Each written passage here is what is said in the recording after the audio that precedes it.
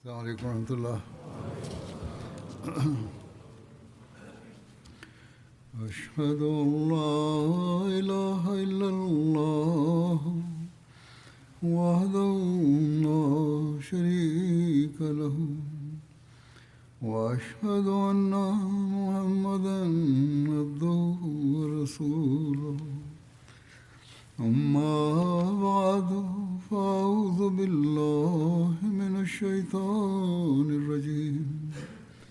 بسم الله الرحمن الرحيم. الحمد لله رب العالمين الرحمن الرحيم مالك يوم الدين. إياك نعبد وإياك نستعين. اهدنا الصراط المستقيم صراط الذين أنعمت عليهم غير المغضوب عليهم ولا الضالين. في الخطبة الماضية ذكرت تقسيم الغنائم بعد غزوة حنين، وفي هذا الخصوص هناك وقائع أخرى. فقد أمر رسول الله صلى الله عليه وسلم بجمع جميع الغنائم بعد فتح حنين في الجعرانة،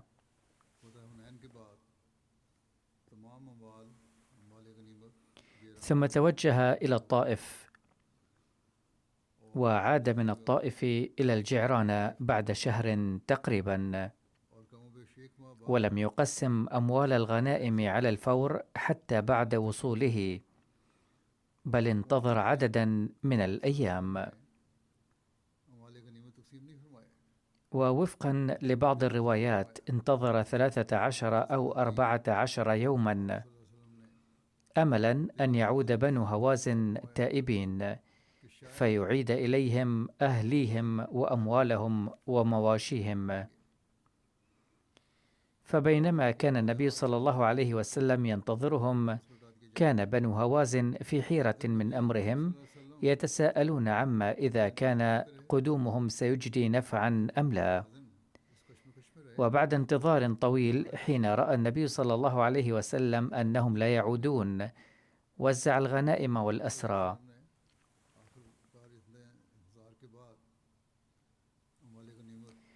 وبعد أن انتهى صلى الله عليه وسلم من التوزيع، جاءه وفد من بني هوازن مكون من 14 شخصا من الكرام، كانوا قد أسلموا وأخبروه أن قبيلتهم بأكملها قد أسلمت أيضا، ثم طلبوا منه الرحمة وقالوا: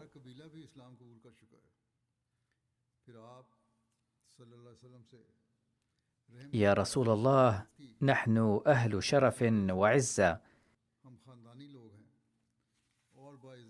والمصيبة التي حلت بنا ليست خافية عليك، أحسن إلينا فسوف يحسن الله إليك. وكان زعيم الوفد أبو صرد زهير بن جرول خطيبا وشاعرا،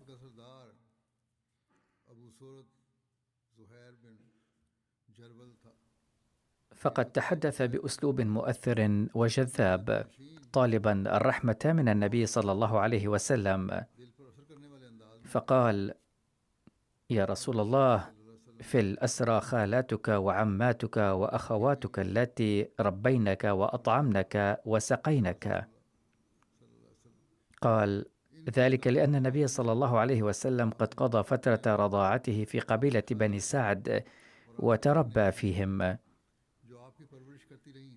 وكان والداه من الرضاعة من هذه القبيلة، وهي فرع بني هوازن.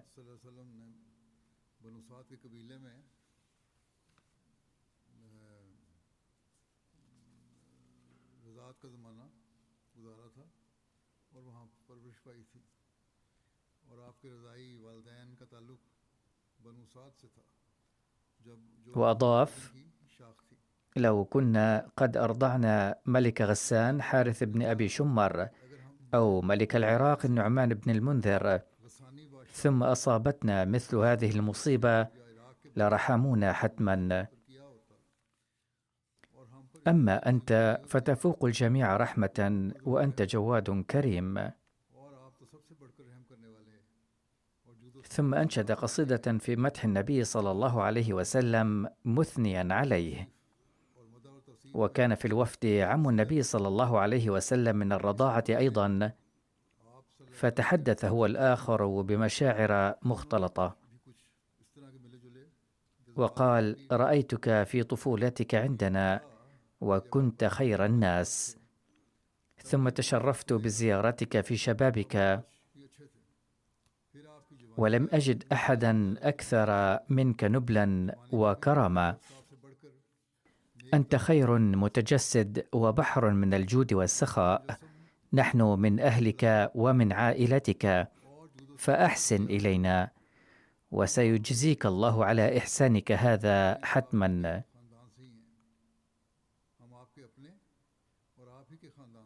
استمع النبي صلى الله عليه وسلم إلى توسلاتهم المؤثرة ولم يرفض طلبهم،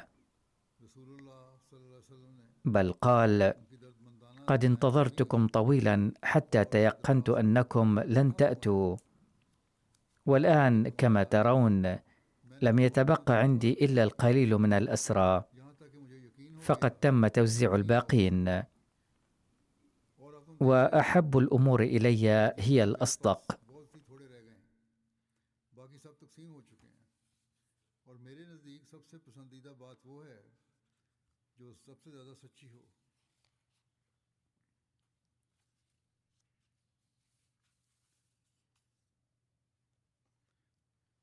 لذا يمكنكم الاختيار بين شيئين: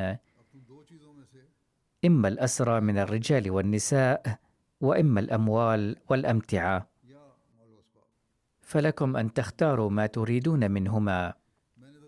فقد انتظرتكم طويلا إذ كنت أريد أن أعيد إليكم كليهما. فلما لاحظ وفد بني هوازن الوضع قالوا: نريد استعادة أسرانا، أي رجالنا ونساءنا. فقال النبي صلى الله عليه وسلم: الأسرى الذين في حصتي وحصة بني عبد المطلب هم لكم، فأحررهم وأسلمهم لكم. أما بقية الأسرى فبخصوصهم سأتحدث مع المسلمين الآخرين، لأني قد وزعتهم عليهم. ثم أشار إليهم بحل وما الذي يجب عليهم من أجل ذلك،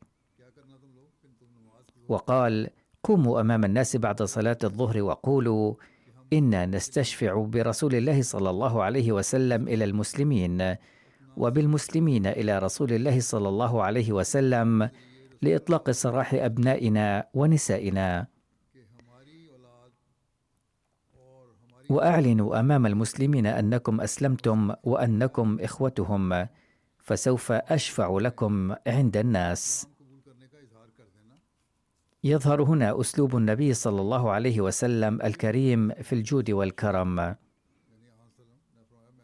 حيث علمهم طريقة إطلاق سراح الأسرى مع مراعاة إكرام بني هوازن وكرامة المسلمين أيضا، لأن الأسرى كانوا قد صاروا ملكا لهم. فقام الوفد بعد صلاة الظهر وقالوا ما أرشد إليه النبي صلى الله عليه وسلم.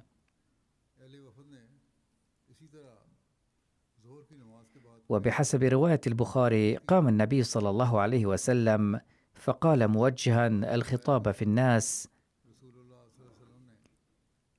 إن إخوانكم قد جاءونا تائبين، وإني رأيت أن أرد إليهم سبيهم، فمن أحب منكم أن يطيب ذلك فليفعل، ومن أحب أن يكون على حظه حتى نعطيه إياه من أول ما يفيء الله علينا فليفعل.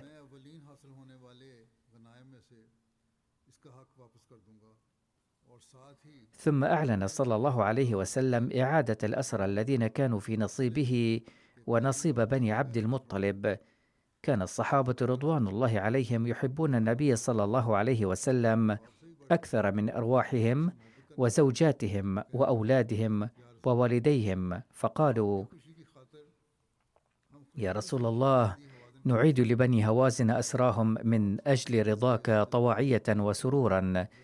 فسر النبي صلى الله عليه وسلم بهذا الشعور منهم، لكنه ارتأى أن يتأكد من موافقة الجميع بهذا القرار طواعية، فقال: لا أعلم من منكم وافق ومن لم يوافق، لأن الجميع كانوا يتحدثون في المجلس العام.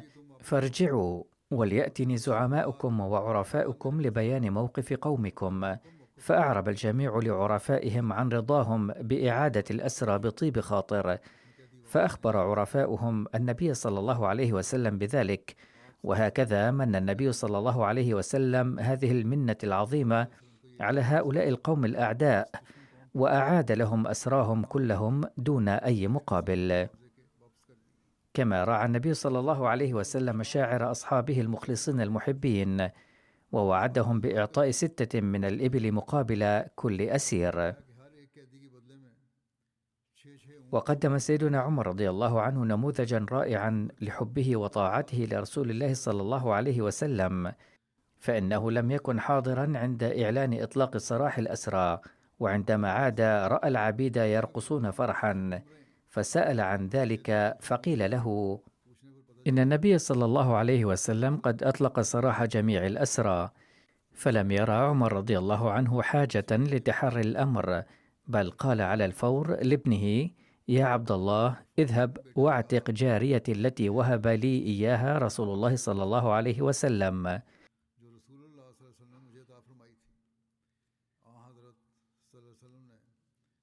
ولم يكتف النبي صلى الله عليه وسلم بإطلاق سراح أسرى بني هوازن دون مقابل، بل كساهم ثيابا، وأوصى قائلا: فلا يخرج الحر منهم إلا كاسيا، أي لا يخرج أي محرر منهم دون أن يرتدي ثوبا جديدا. وتنفيذا لهذا الأمر، أرسل الصحابي بسر بن سفيان لشراء أردية جديدة، فجاء بها وأعطي كل أسير ثوبا جديدا. وفي رواية أن 3 أشخاص رفضوا إعادة أسراهم، فقال الأقرع بن حابس: أما أنا وبنو تميم فنرفض. وقال عيينة بن حصن الفزاري: أنا وقبيلتي بنو فزارة نرفض. وقال العباس بن مرداس: أنا وبنو سليم لن نعيد الأسرى. فلما سمع بنو سليم كلام زعيمهم رفضوا الانصياع له، وقالوا: كل ما نملكه فهو لرسول الله صلى الله عليه وسلم.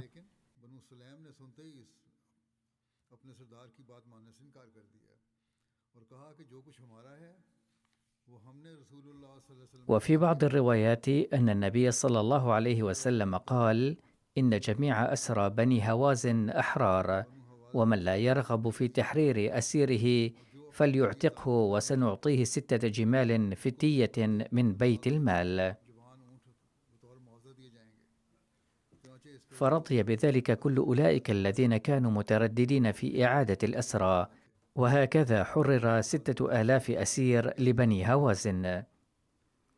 وفي بعض الروايات أن عيين بن حصن الفزاري رفض رد أسيره، فذاق خزيا كبيرا جزاء هذا العصيان، وحرم من الخير والبركة.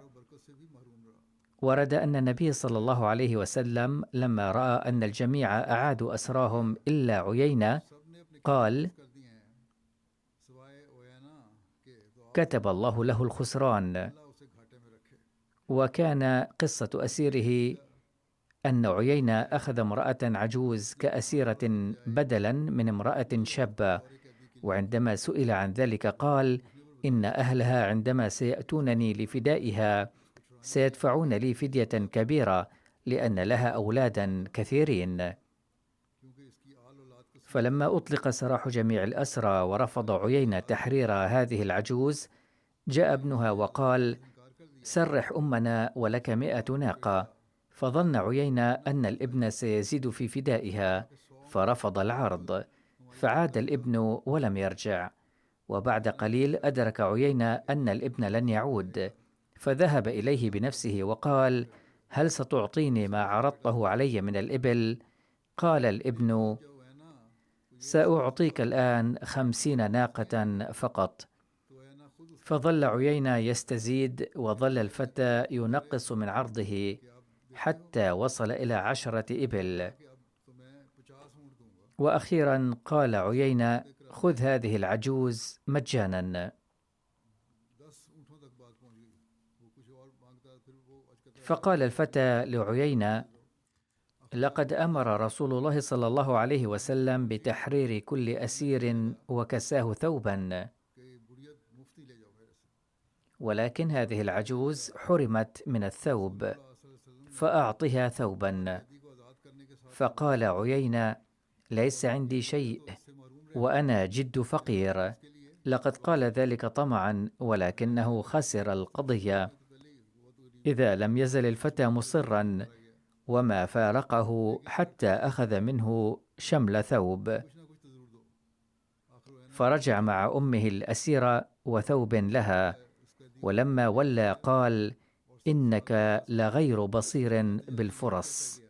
كما ظل أصحاب عيينة يلومونه ويوبخونه، لقد جعله طمعه محروما تماما.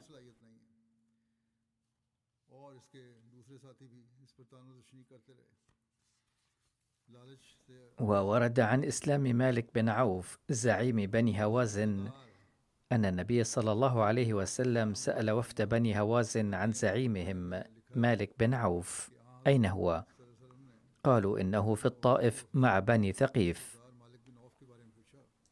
قال صلى الله عليه وسلم: أبلغوه أنه إذا أتى مطيعا ومقرا بطاعتي سأعيد إليه أهله وعياله الذين كانوا في الأسر.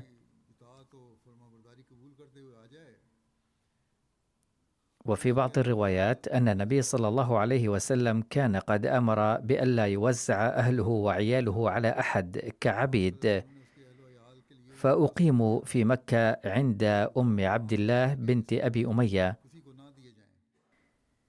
فما لبث بنو هوازن أن أبلغوا مالكا بذلك، فاستعد على الفور للقدوم إلى النبي صلى الله عليه وسلم، لكنه خاف من بني ثقيف أنهم إن علموا بذهابه إلى محمد صلى الله عليه وسلم قد يحبسونه، فجهز حصانا وجملا وخرج من الطائف ليلا حتى وصل إلى الجعرانة، حيث مثل بين يدي النبي صلى الله عليه وسلم. فأعاد النبي صلى الله عليه وسلم إليه أهله وعياله، وأعطاه 100 ناقة كهدية. فلما رأى مالك هذا الجود والكرم أسلم، وظل مخلصا في إسلامه طوال حياته، وعينه النبي صلى الله عليه وسلم فيما بعد حاكما على مسلمي بني هوازن وقائدا لجيشهم. كان هذا هو مالك بن عوف الذي جمع بني هوازن وثقيف وغيرهم من القبائل لمحاربة المسلمين وإبادتهم، وكان متعطشا لدم النبي صلى الله عليه وسلم، لكن أخلاق النبي صلى الله عليه وسلم وعفوه وكرمه تجلت في أنه صلى الله عليه وسلم كان حريصا على هداية مالك. فلما جاء مالك طالبا الهداية لم يكتف النبي صلى الله عليه وسلم بالعفو عنه فحسب، بل وأكرمه ب100 ناقة، وهي ثروة عظيمة في ذلك الزمن. ومن بين أسرى هذه الحرب كانت شيماء، وهو لقبها، واسمها الحقيقي حذافة. عندما أسرت قالت لمن أسروها: أنا أخت نبيكم محمد صلى الله عليه وسلم من الرضاعة. لكن الصحابة لم يصدقوها، فأخذها بعض الأنصار إلى النبي صلى الله عليه وسلم فقالت: يا محمد، أنا أختك من الرضاعة. فسألها النبي صلى الله عليه وسلم: هل لديك علامة؟ فأرته علامة أسنان وقالت: عضضتني حين كنت أحملك في حجري في الطفولة. لابد أنه تذكر هذا الحدث بعد ذلك. قالت: كنا نرعى الماعز، وأبوك من الرضاعة هو أبي الحقيقي، وأمك من الرضاعة هي أمي الحقيقية. يا رسول الله، تذكر أنني كنت أحلب لك الماعز. فعرفها النبي صلى الله عليه وسلم من العلامة، فقام وبسط لها رداءه وقال: اجلسي عليه، ورحب بها ودمعت عيناه. سألها عن والديها فأخبرته أنهما قد توفيا. فقال النبي صلى الله عليه وسلم: إن شئت فابقي معنا، فستلقين منا الإكرام والمحبة، وإن شئت عدت إلى قومك وسأصل رحمك. فقالت: أريد العودة إلى قومي. فأسلمت، فأعطاها النبي صلى الله عليه وسلم 3 عبيد وجارية، وأمر بإعطائها ناقة أو ناقتين. وكان النبي صلى الله عليه وسلم حينها في حنين، فقال لها: اذهبي إلى الجعرانة وكوني مع قومك، فإني ذاهب إلى الطائف. فذهبت إلى الجعرانة، فلما رجع النبي صلى الله عليه وسلم من الطائف التقى بها هناك، وأعطاها غنما وشياها.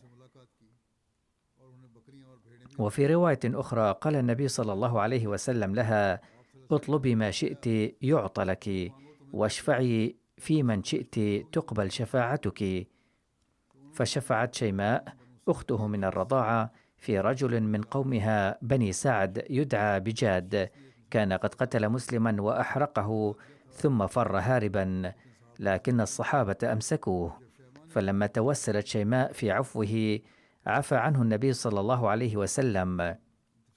لم يذكر هنا، ولكنني موقن أن النبي صلى الله عليه وسلم يكون قد أدى دية القتيل أيضا بعد ذلك. وورد في رواية أبي داود أن أم النبي صلى الله عليه وسلم من الرضاعة أيضا التقت به في الجعرانة، لكن يقال إن سند هذه الرواية ضعيف ولم تلتقي به أمه. من المحتمل أن يكون لقاء النبي صلى الله عليه وسلم بأمه من الرضاعة قد حدث في مناسبة أخرى، أو أن الراوي أخطأ، لكن الروايات العامة تشير إلى أن أمه من الرضاعة توفيت قبل غزوة حنين. عندما هاجر النبي صلى الله عليه وسلم من مكة إلى المدينة، أعلن أهل مكة أن من يأتي بمحمد صلى الله عليه وسلم حيا أو ميتا سيعطى 100 ناقة جائزة. هذا حدث معروف قد تكرر ذكره سابقا. فسمع سراقة بن مالك بهذا الإعلان وتعقب النبي صلى الله عليه وسلم حتى اقترب منه، لكن الله تعالى حمى النبي صلى الله عليه وسلم بشكل إعجازي، وأعجز سراقة.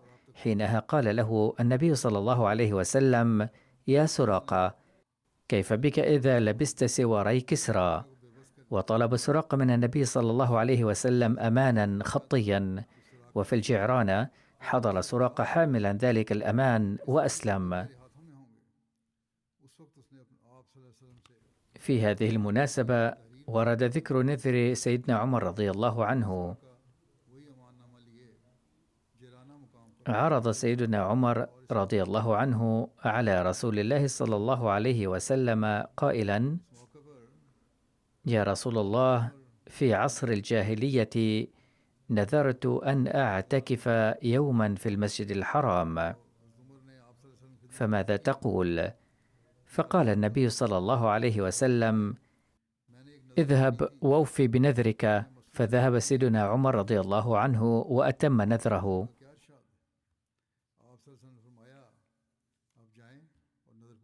كان النبي صلى الله عليه وسلم لا يزال في الجعرانة إذ قرر في إحدى الليالي أداء العمرة، فتوجه من الجعرانة إلى مكة من أجل العمرة، ووفقا للروايات ذهب ليلا وعاد في نفس الليلة، حتى ظن الناس أنه لم يذهب إلى أي مكان، لأنه ذهب لوقت قليل جدا. ورد عن عودة النبي صلى الله عليه وسلم إلى المدينة أنه عندما بقي 12 يوما من شهر ذي القعدة، وكان ذلك يوم الخميس، بدأ النبي صلى الله عليه وسلم رحلة العودة إلى المدينة. وقبل ذلك كان قد ولى عتاب بن أسيد رضي الله عنه على مكة، وترك معه سيدنا معاذ بن جبل رضي الله عنه وسيدنا أبو موسى الأشعري رضي الله عنه لتعليم الناس القرآن والدين. أخذ النبي صلى الله عليه وسلم معه بعض الحيوانات ليعطيها للذين يلتقي بهم في الطريق. انطلق صلى الله عليه وسلم من وادي الجعرانة مرورا بالسرف، ثم وصل إلى مر الظهران، وبعد رحلة استمرت 6 أيام وصل إلى المدينة المنورة، وكان قد بقي 3 ليال من ذي القعدة. استغرقت كل هذه الحملات وفتح مكة وفتح هوازن والهجوم على أهل الطائف 2 و16 يوما.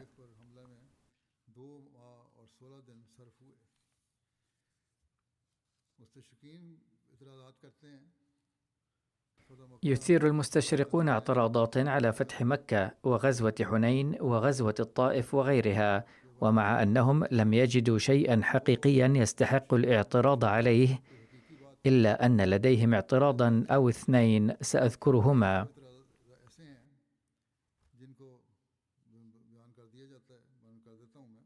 يقول المستشرق المعاصر ويليام مونتيميغري وات ما معناه: باستثناء بعض النساء اللواتي أعطينا لكبار الصحابة، وضعت بقية الغنائم والأسرى في الجعرانة تحت إشراف مسعود بن عمرو الغفاري.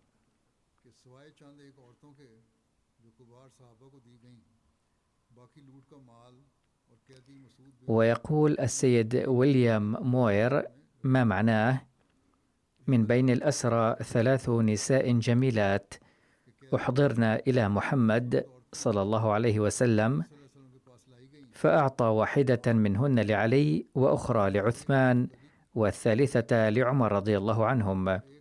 أعطى عمر المرأة التي كانت في نصيبه لابنه عبد الله، أما ال2 الأخريان فلا يعرف ماذا حدث بهما.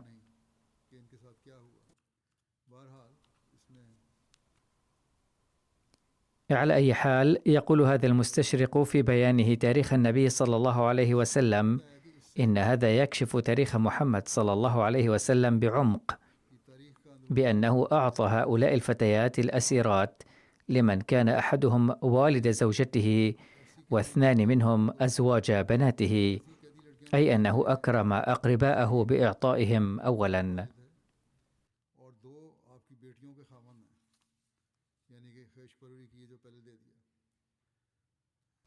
حاول المعترض لتقديم هذا الحادث بصورة اعتراض وبطريقة خبيثة، لكن ليس في قوله أي وزن، لأن تقسيم الأسرى على هذا النحو في غزوة حنين، أي توزيع الجوار بهذا الشكل، لأنه لم يرد في السيرة الحلبية ولا في الطبقات لابن سعد ذكر توزيع الأسرى بهذا الشكل، بل ذكر توزيع الأموال فقط.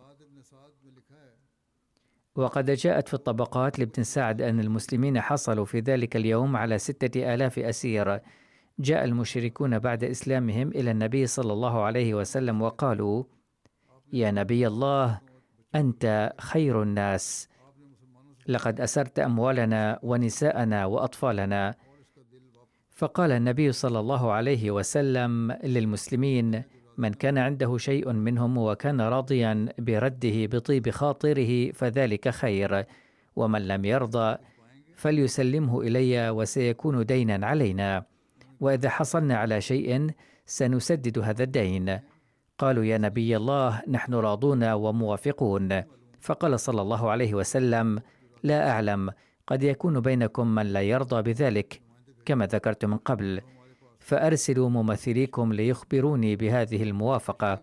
فأرسل إليه ممثلون أكدوا أن الناس راضون وموافقون. لقد سبق البيان بالتفصيل من خلال كتب التاريخ الموثوق بها عن ترتيبات تتعلق بأسرى غزوة حنين وإطلاق سراحهم، وأسوة النبي صلى الله عليه وسلم المبنية على الرحمة. السير ويليام موير على علم تام بهذه الحقيقة التاريخية، ولهذا السبب لم يستطع الامتناع عن الاعتراف بهذه الحقيقة رغم بيانه الأحداث بأسلوبه الاعتراضي، فكتب ما معناه: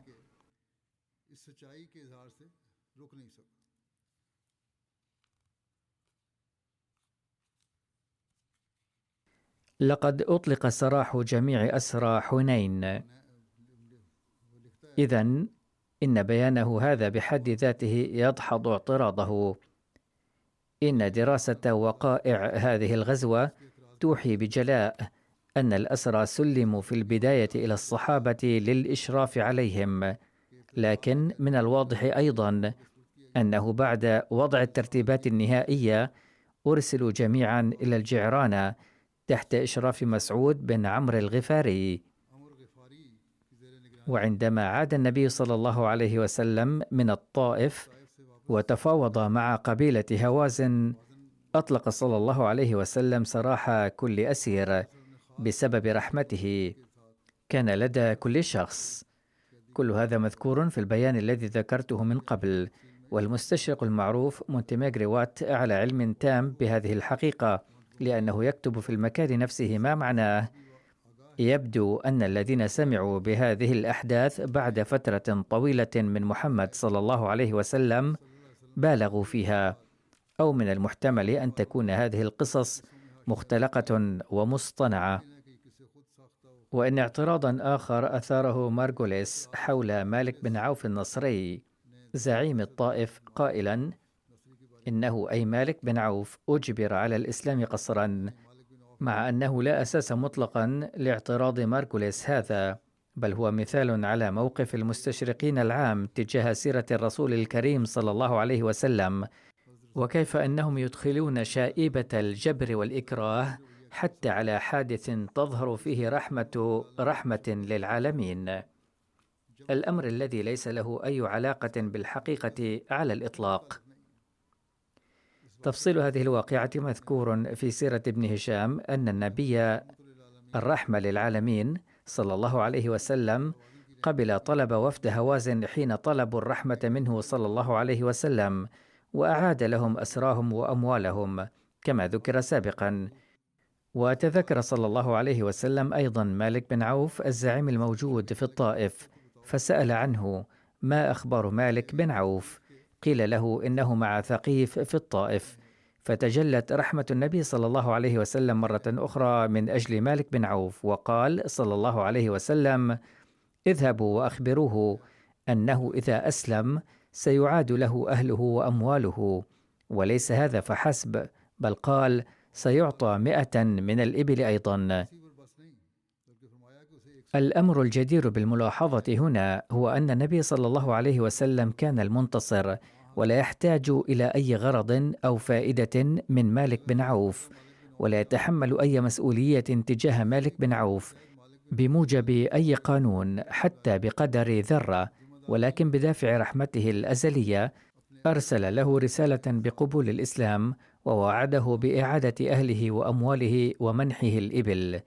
ويبدو أن قلب مالك كان قد مال إلى الإسلام من قبل، فلما بلغه رسالة النبي صلى الله عليه وسلم انطلق للقائه، فخرج من الطائف إلى الجعرانة أو مكة والتقى بالنبي صلى الله عليه وسلم. وبما أنه جاء مسلما الآن، فعاد إليه النبي صلى الله عليه وسلم أهله وماله، ومنحه 100 جمل إضافية. فأسلم مالك بن عوف، وأثناء إسلامه أنشد أبياتا منها هذا البيت: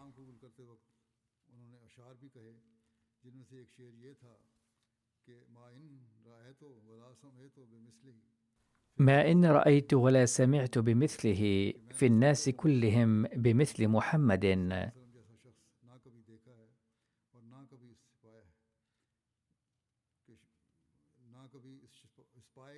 هذه كانت أحداث حنين كلها، وسيتم لاحقا إن شاء الله سرد أحداث باقي السرايا. أما الآن فأود أن أذكر شخصين متوفين، وسأصلي عليهما صلاة الغائب بعد الجمعة. الأول هو الدكتور لائق أحمد فرخ، كان يعيش في كندا وتوفي هناك. قضى سنوات عديدة كطبيب واقف للحياة يخدم في إفريقيا. توفي في الأيام الأخيرة عن عمر يناهز 83 عاما.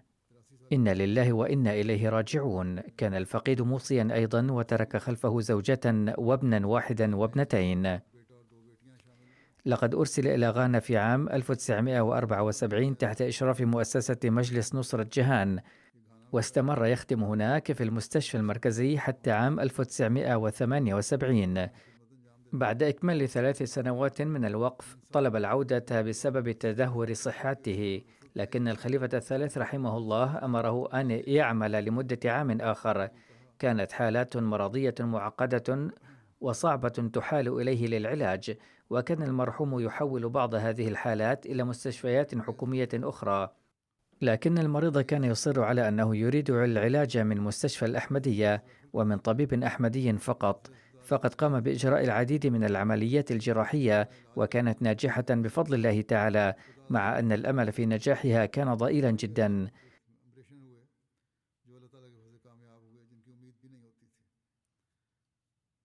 على أي حال، واجه حالة مرضية صعبة تتعلق بفتق مختنق، وكانت حالة معقدة للغاية. دعا الله تعالى فوفقه الله القيام بها بكل نجاح. ثم أرسل مجددا في عام 1984 إلى غامبيا في أفريقيا، حيث وقف نفسه وظل يخدم حتى عام 1993 بروح الوقف والتفاني العظيمة. كتب ابنه عنه وكتب كلاما صحيحا جدا بأنه كان رجلا هادئ الطبع كثير الدعاء متواضعا، مثلا للصبر والثبات. قضى حياته كلها في خدمة الإنسانية خلال فترة الوقف، وخاصة في قرية أنجوارا الصغيرة والمتخلفة في غامبيا.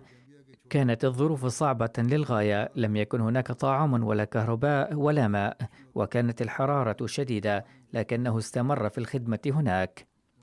يقول ابن المرحوم: كنت مريضا وكانت تقرحات تظهر في قدمي، فكان والدي يحملني إلى المدرسة، كان يأخذني إلى هناك دون أن يشتكي أبدا. ثم يقول: كان من دواعي سعادتنا الكبيرة أن حضرة خليفة المسيح الرابع رحمه الله تعالى زارنا في عام 1988 أثناء جولته إلى هناك. ذهب حضرته خصيصا إلى بيتهم، لم يكن هناك كراسي للجلوس في البيت، لكن حضرته قال: سأتناول الطعام معهم، وطلب من بقية الطاقم الخروج، وكان هذا شرفا عظيما بالنسبة لهم. كان يروي حادثة من فترة عمله في لاهور قائلا: انخفض ضغط دمي بشكل كبير، فاستلقيت على الطاولة وشعرت أن الوفاة اقتربت.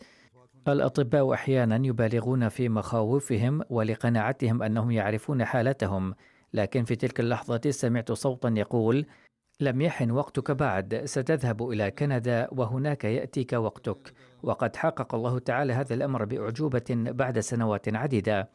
ومرة عندما عاد من غانا في عام 1978 ذهب ضمن وفد الجماعة للقاء حضرة الخليفة الثالث رحمه الله تعالى، فقال له الخليفة: لقد عدت، إلا أنني سأرسلك مرة أخرى إلى حيث كنت. يقول: لم أفهم ذلك، لأنني لم أكن أنوي الوقف مرة أخرى. لكن في عام 1983 وصلني خطاب من سكرتير مؤسسة نصرة جهان في ربوة يفيد بأن تعييني في مكان ما قيد النظر، فيجب أن أحضره. وبالتالي في عام 1984 أرسلني حضرة خليفة المسيح الرابع رحمه الله تعالى إلى غامبيا في إفريقيا مرة أخرى، وكان هذا أمرا عجيبا بالنسبة لي، كأنه معجزة، حيث أن خليفة قال شيئا وخليفة آخر حققه. كان السيد وهاب بن آدم المرحوم الأمير السابق لغانا يقول إن الدكتور كان يبدأ بأداء صلاة النفل فورا كلما رأى حالة مريض حرجة.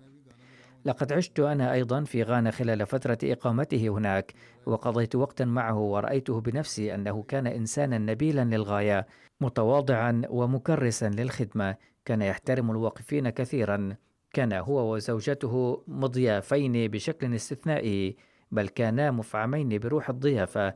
كان يتحلى بصفات نادرة قلما توجد في الناس.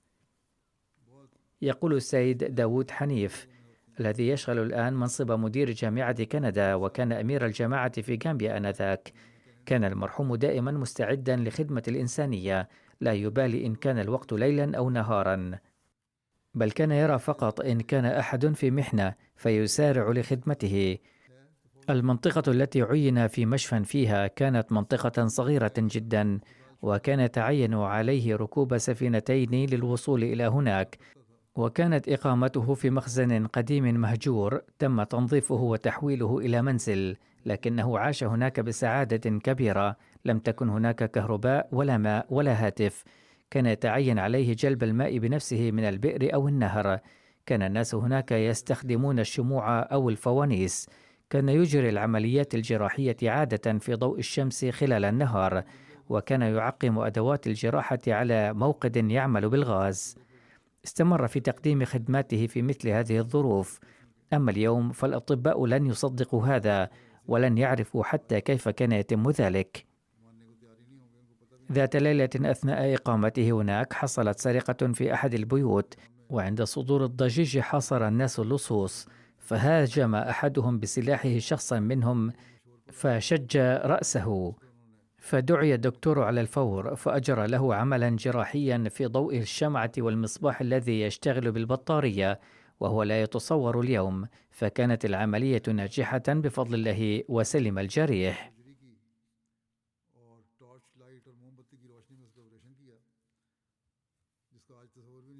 ذات يوم جاءه رجل فقير فقال له: إن قريتي بعيدة من هنا ولا تتيسر المواصلات، ولا أستطيع إحضار المريض هنا.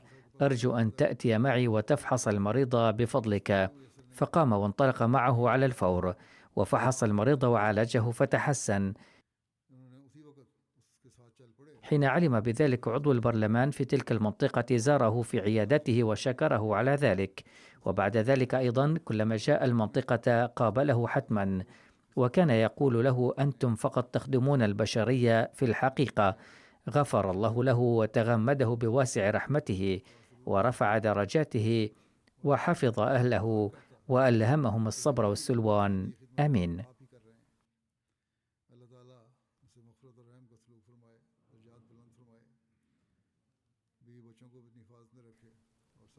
الجنازة الثانية للسيد حميد أحمد غوري من حيدر أباد الهند، فقد توفي مؤخرا عن عمر يناهز 74 عاما. إنا لله وإنا إليه راجعون. كان موصيا وترك وراءه زوجة وابنة و4 أبناء وأحفادا وحفيدات، وجميع أولاده يخدمون الجماعة كل في مجال معين.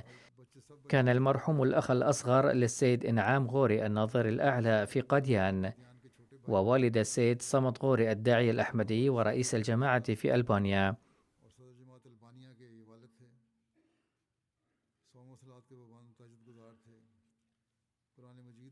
كان المرحوم يداوم على الصوم والصلاة وقيام الليل، وكان يحب القرآن المجيد حبا كبيرا، حيث كان يقرأه دوما ويسعى لحفظه أيضا. كان بعد أداء النوافل قبل صلاة الفجر يطرق أبواب الأحمديين في حارته في طريقه إلى المسجد، وتشرف بالحج والعمرة أيضا، وكان يستجيب لكل أوامر الخلافة ويسعى للعمل بها شخصيا أولا مهما كانت صغيرة أو كبيرة، لكي ينصح بذلك الآخرين، لأنه كان يلقي الخطب في الجماعة، فكان يوفق بذلك بفضل من الله.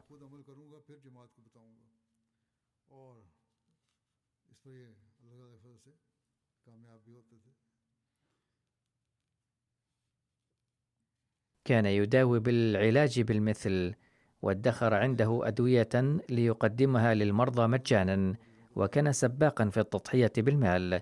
لقد قال أحد أقربائه أنه لم يستطع دفع التبرعات لفترة، فذهب المرحوم إلى سكرتير المال ودفع تبرعات ذلك القريب من جيبه، ثم نبهه إلى أن لا يقصر في ذلك ويدفع التبرعات أولا.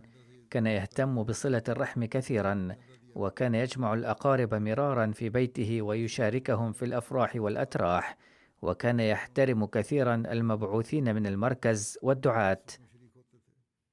لقد خدم الجماعة بصفته نائبا لأمير حيدر أباد، وسكرتيرا لتعليم القرآن، ورئيسا للجماعة المحلية، وناظما لمجلس أنصار الله في المنطقة، ونائبا لرئيس مجلس أنصار الله في الهند الجنوبية. باختصار له خدمات كثيرة للجماعة. فقد حضر إحدى الجلسات السنوية في بريطانيا أيضا. غفر الله له ورحمه. ابنه الداعية في ألبانيا لم يستطع حضور صلاة الجنازة، ألهمه الله الصبر والسلوان، सब्र हौसला अता फरमाए। बहरहाल इनकी नमाज जनाजा बाद में पढ़ाऊँगा।